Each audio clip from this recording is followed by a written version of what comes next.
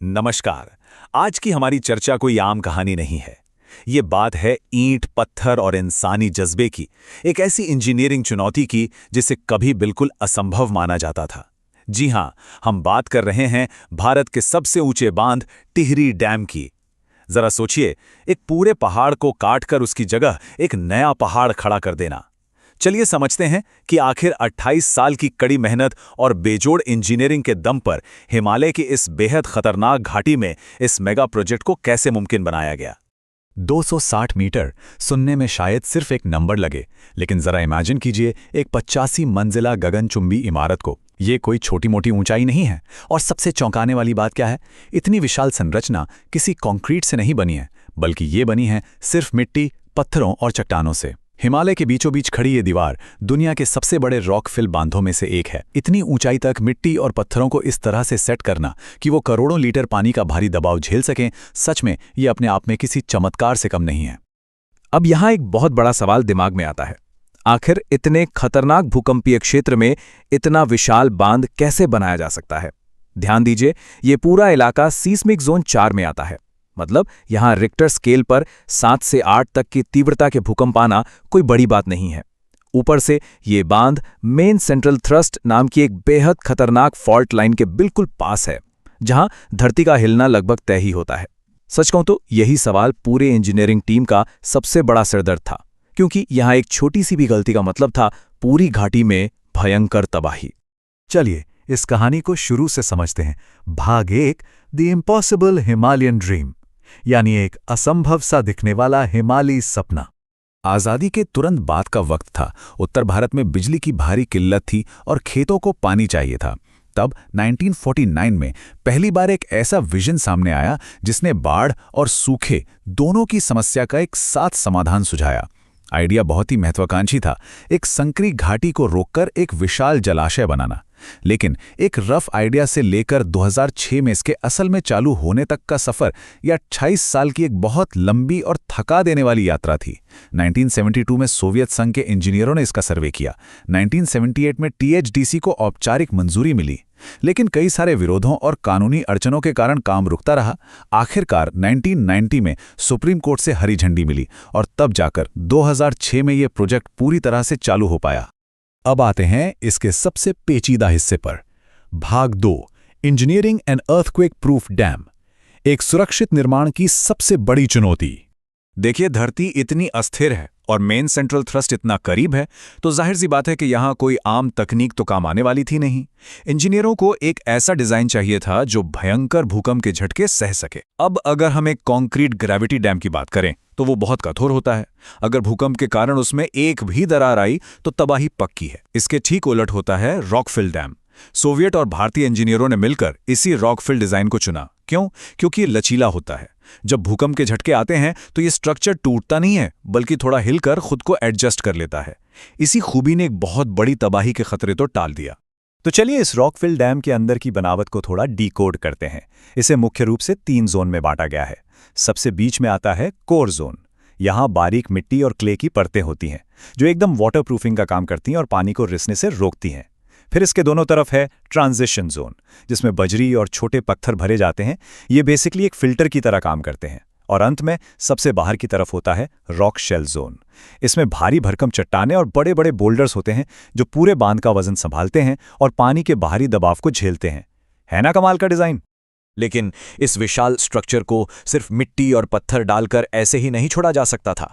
हर दिन हजारों ट्रकों से लाया गया मटेरियल परत दर परत बिछाया जाता था। पहले मिट्टी, फिर बजरी और फिर भारी पत्थर। इसके बाद हर एक लेयर को भारी भरकम वाइब्रेटरी रोलर्स का उपयोग करके बहुत ही बारीकी से दबाया और कॉम्पैक्ट किया जाता था।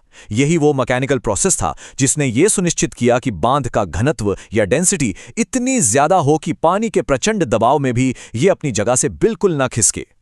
और हाँ, एक बार स्ट्रक्चर बन जाने के बाद इसकी सुरक्षा को सिर्फ भगवान भरोसे नहीं छोड़ा गया था। इस बांध के अंदर और बाहर सैकड़ों आधुनिक सेंसर लगाए गए हैं। आप इन्हें बांध का नर्वस सिस्टम कह सकते हैं। ये सेंसर 24 घंटे डेटा भेजते रहते हैं। ये लगातार ट्रैक करते हैं कि स्ट्रक्चर कितना सेटल हो रहा है, क्या कहीं से पानी रिस रहा है, अंदर का तापमान क्या है, और सबसे ज़रूरी, क्या ज़मीन के अंदर कोई हलचल या भूकंप के झटके आ रहे हैं। ये सारा रियल टाइम डेटा एक सेंट्रल कंट्रोल रूम में जाता है ताकि अगर कोई भी खतरा हो तो तुरंत पता चल सके। आगे बढ़ते हैं भाग 3 की तरफ, द कॉस्ट ऑफ प्रोग्रेस, प्रगति की मानवीय कीमत। इंजीनियरिंग के इन अजूबों से थोड़ा हटकर देखें तो इस विकास के एक बहुत भारी कीमत भी चुकानी पड़ी। 2004 में जब बांध के गेट बंद किए गए और पानी का स्तर बढ़ना शुरू हुआ तो सदियों पुराना टिहरी शहर, उसकी गलियां, बाजार, स्कूल और राजा का पुराना महल, सब कुछ हमेशा के लिए 52 वर्ग किलोमीटर के इस विशाल जलाशय में डूब गया। करीब 1 लाख से ज्यादा लोगों को अपना घर-बार छोड़ना पड़ा। सोचकर ही रोंगटे खड़े हो जाते हैं कि कैसा लगा होगा जब पीढ़ियों से चले आ रहे घर, आंगन की यादें और पुरखों की जमीन पानी की गहराइयों में समा गई। पुराने निवासियों के लिए उनकी वो जीवन शैली, उनके खेत खलिहान, सब कुछ बस एक याद बनकर रह गए। विस्थापित परिवारों की यह मानवीय त्रासदी इस पूरे प्रोजेक्ट का सबसे मार्मिक और न भूलने वाला हिस्सा है। और इस दर्द के साथ साथ एक बहुत लंबा संघर्ष भी चला। जाने माने पर्यावरणविद सुंदरलाल बहुगुणा जी ने इस बांध के खिलाफ 25 सालों तक कड़ा विरोध किया। उन्होंने बार बार इस इलाके की सीस्मिक सुरक्षा और इतने विशाल जलाशय के गहरे इकोलॉजिकल प्रभाव पर सवाल उठाए। अनशन हुए, धरने दिए गए और सुप्रीम कोर्ट तक में एक लंबी कानूनी लड़ाई लड़ी गई। उनकी और उनके साथ खड़े हजारों स्थानीय लोगों की मुख्य चिंता यही थी कि अगर इस भूकंप संभावित क्षेत्र में ये बांध टूटा तो कितनी बड़ी तबाही होगी। वैसे देखा जाए तो इन्हीं कड़े विरोधों ने सरकार और इंजीनियरों को सुरक्षा मानकों को और भी ज्यादा सख्त करने पर मजबूर किया। चलिए वापस चलते हैं कंस्ट्रक्शन साइट पर।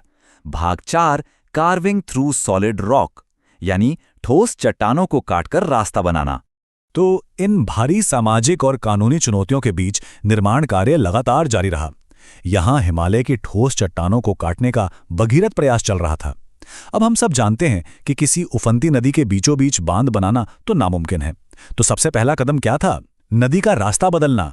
1980 के दशक के अंत में पहाड़ के अंदर से 16 मीटर व्यास की विशाल सुरंगें खोदी गईं, जिन्हें डायवर्जन टनल कहा जाता है। ऐसा इसलिए किया गया ताकि भागीरथी नदी के पानी को अस्थायी रूप से मोड़ा जा सके और बांध की असली नींव रखने के लिए एक सूखी, सुरक्षित जगह मिल सके। एक बार जब नींव सूखी हो गई तो अगला टारगेट था असली बेडरॉक तक पहुंचना। इसके लिए ड्रिल और ब्लास्ट की जबरदस्त तकनीक का इस्तेमाल किया गया। सबसे पहले चट्टानों में गहराई तक ड्रिल किया गया, फिर बहुत ही कंट्रोल्ड तरीके से विस्फोट किए गए और वहां से लाखों क्यूबिक मीटर मलबा बाहर निकाला गया। इसके बाद बारी आई एक और बेहद अहम कदम की, जिसे ग्राउटिंग कहते हैं। चट्टानों के अंदर की हर छोटी से छोटी दरार को सील करने के लिए सैकड़ों गहरे छेद किए गए और उनमें सीमेंट का ग्राउट प्रेशर के साथ भरा गया। इससे हुआ ये कि पूरी नींव एकदम वाटरटाइट और पत्थर जैसी मजबूत हो गई। और जमीन के ऊपर ही नहीं बल्कि जमीन के अंदर भी एक और इंजीनियरिंग अजूबा आकार ले रहा था, अंडरग्राउंड पावर हाउस। भारी भरकम टनल बोरिंग मशीनों और ब्लास्टिंग का इस्तेमाल करके पहाड़ के ठीक अंदर एक विशाल गुफा खोदी गई। और ये कोई छोटी मोटी जगह नहीं थी, ये इतनी बड़ी कैबिन थी जिसके अंदर आप आराम से एक 15 मंजिला इमारत खड़ी कर सकते हैं। जी हाँ, इसी गुफा के अंदर विशालकाय टर्बाइन स्थापित किए गए। इन्हें पहाड़ों के अंदर सुरक्षित रखना बहुत जरूरी था, क्योंकि यही वो मशीनें थीं जो जलाशय के अपार पानी के दबाव से बिजली पैदा करने वाली थीं। फाइनली हम आते हैं इसके नतीजों पर। भाग 5, power, water and the future, भविष्य की ऊर्जा और पानी की सुरक्षा। इतने बड़े विस्थापन और 28 सालों की अथक मेहनत के बाद जब जुलाई 2006 में इस बांध को ऑफिशियली चालू किया गया तो इसके कई बड़े फायदे सामने आए। सबसे पहले तो इससे 1000 मेगावाट की एकदम क्लीन और प्रदूषण मुक्त बिजली का उत्पादन शुरू हुआ। उत्तर प्रदेश और उत्तराखंड के लगभग 6 लाख हेक्टेयर खेतों को जीवनदायी सिंचाई का पानी मिला। मैदानी इलाकों में जो हर साल बाढ़ का खतरा रहता था वो काफी हद तक कंट्रोल हो गया और दिल्ली जैसे कई बड़े शहरों को पीने के पानी की एक बहुत ही रिलायबल सप्लाई मिल गई। लेकिन रुकिए, कहानी यहीं खत्म नहीं होती। आज के आधुनिक ऊर्जा लक्ष्यों को पूरा करने के लिए इसमें एक बहुत ही शानदार सिस्टम जोड़ा गया जिसे पंप स्टोरेज प्लान कहते हैं। ये असल में एक बहुत ही स्मार्ट रिन्यूएबल लूप है। इसका सीधा सा फंडा यह है कि रात के समय जब बिजली की मांग कम होती है तो ग्रिड की बची हुई बिजली का इस्तेमाल करके पानी को नीचे से वापस ऊपर के मुख्य जलाशय में पंप कर दिया जाता है और फिर दिन में जब बिजली की मांग पीक पर होती है उसी पानी को नीचे गिराकर दोबारा बिजली पैदा कर ली जाती है ना एकदम जीनियस आइडिया। और इसी पंप स्टोरेज सिस्टम ने टिहरी प्रोजेक्ट की पूरी तस्वीर ही बदल कर रख दी। इस तकनीक की बदौलत उत्पादन क्षमता में सीधे 1000 मेगावाट का इजाफा हुआ। मतलब जो बांध पहले 1000 मेगावाट बना रहा था वो पंप स्टोरेज और बाकी एक्सपेंशन के बाद कुल 2400 मेगावाट की चौंकाने वाली कैपेसिटी तक पहुंच गया। आज की तारीख में ये भारत की सबसे बड़ी और सबसे कुशल हाइड्रो पावर परियोजनाओं में से एक बन चुका है। तो इस पूरी चर्चा के अंत में एक बहुत ही गहरा सवाल हमारे सामने आता है। कोई भी समाज अपनी तरक्की और इन मेगा इंजीनियरिंग की ज़रूरतों को अपनी संस्कृति और ऐतिहासिक धरोहरों के हमेशा के लिए खो जाने की कीमत के साथ आखिर कैसे बैलेंस करता है? एक तरफ हमारे पास बेजोड़ तकनीक, हजारों मेगावाट बिजली और लाखों खेतों की हरियाली है, तो दूसरी तरफ पानी के नीचे हमेशा के लिए सो चुका एक पूरा का पूरा शहर है। टिहरी बांध केवल ईंट और पत्थर की एक दीवार नहीं है, ये विकास और बलिदान के बीच की एक ऐसी जटिल कहानी है जो हमेशा सोचने पर मजबूर करती है। खैर, आज की इस चर्चा में बस इतना ही। इन सवालों पर विचार जरूर कीजिएगा, फिर मिलेंगे।